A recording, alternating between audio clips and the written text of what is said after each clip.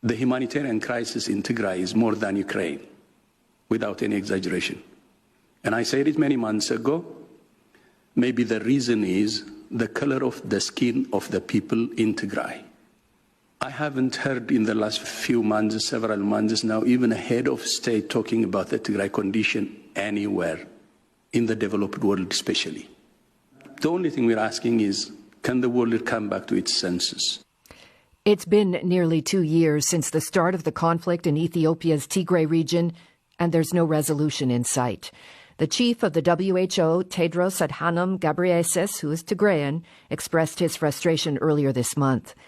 Ethiopia's government has called his comments unethical, suggesting he should recuse himself from his post. Atrocities have been reported on both sides of the conflict between the federal government and Tigrayan forces, including accounts of the rape of hundreds of women and girls. In Tigray, 6 million people are said to be cut off from basic services, with millions displaced. Dr. Fasika Amdeslasie is a surgeon at the Ayder University in Mekelle, Tigray. Doctor, good morning. Good morning. Can you describe the situation in Mekelle right now?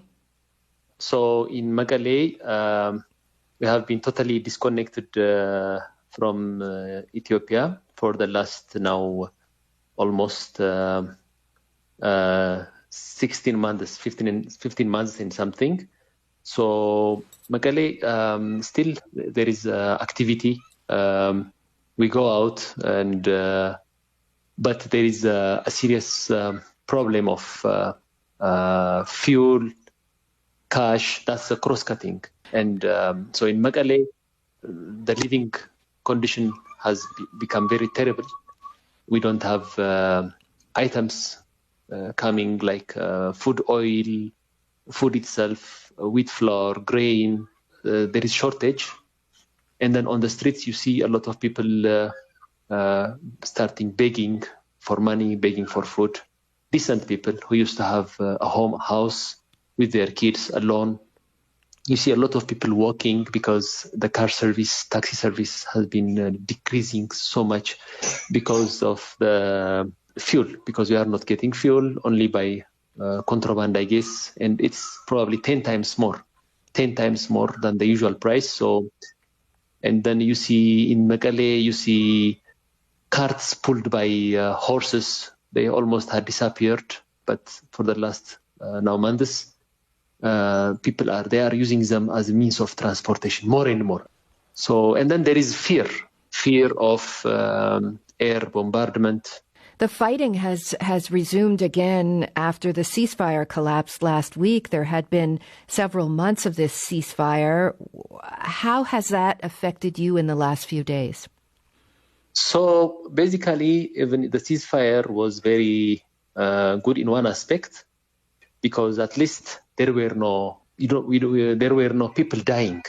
But in another aspect, for me, I don't think the war has stopped, or nothing has changed except for few aids coming in. Nothing has changed. Peace process has not started. So peace basically is defined as, I define it as absence of fear, absence of beginning of trust. So there was no trust, and there is still continuing fear. You work at a large hospital as a surgeon.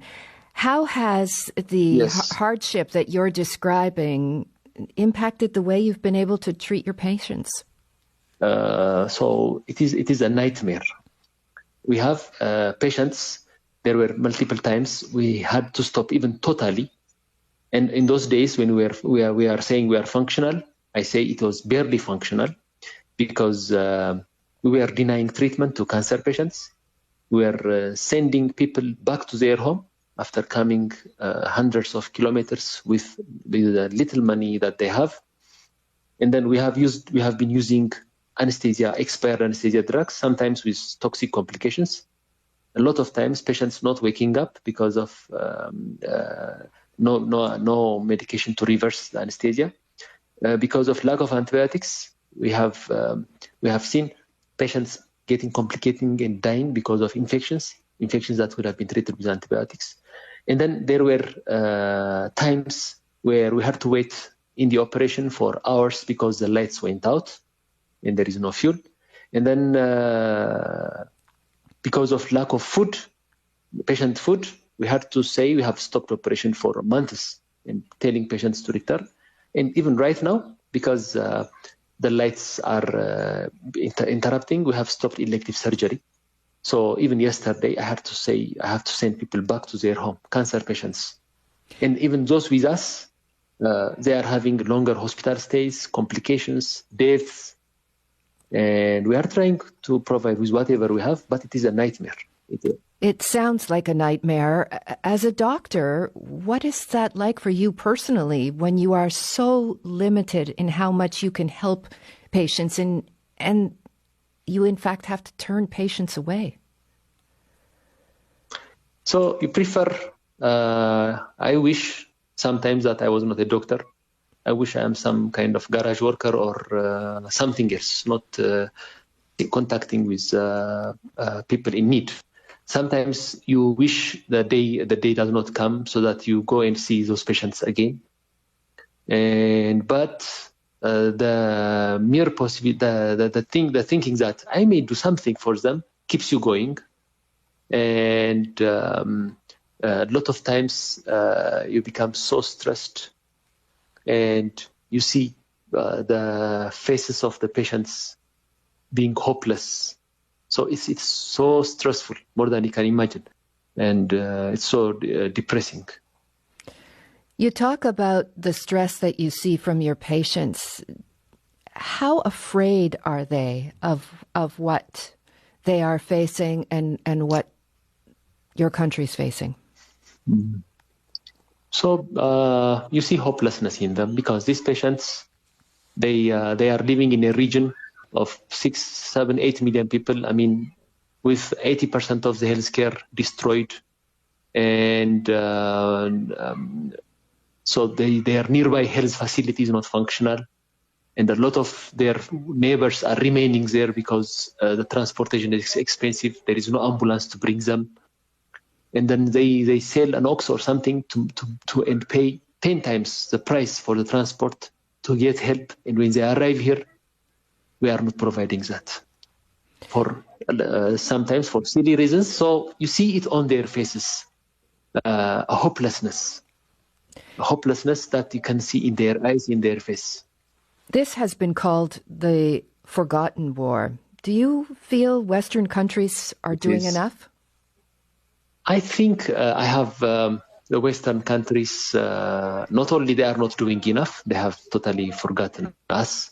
Of course, they have given us grains. WHO has brought some medicine. ICRC has brought some aids to the hospital. But there is deliberate neglect because of politics, I guess, because of things. I mean, not only neglected, but there is deliberate neglect, not interfering with while human lives are being affected. The West are refraining from helping. And so that's how I see it. So the coming of Ukraine war also has somehow masked when you see it on the media. And it's been so long and nothing is addressed. Even the peace negotiation has failed in front of us. The WHO chief, Tedros Adhanom Ghebreyesus, who is Tigrayan, he said earlier this month, and I'm quoting, I haven't heard in the last few months any head of state talking about the Tigray situation anywhere in the developed world, anywhere. Why? Maybe the reason is the color of the skin of the people in Tigray. What do you think of that comment?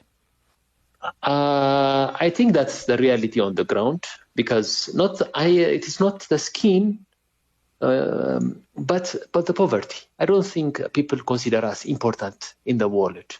We are too insignificant, and nobody cares whether we disappear from the face of the earth. That's how I see it.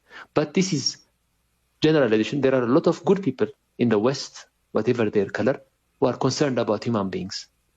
But I don't think they are the majority.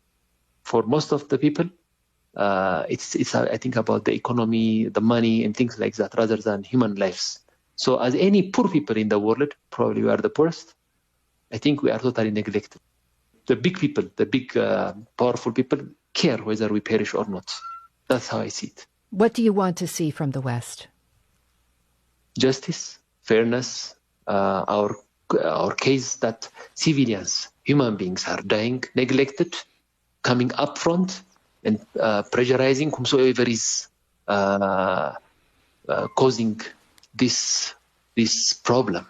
Because children, the world has seen a lot of multiple times while people are closed and being killed, being exterminated.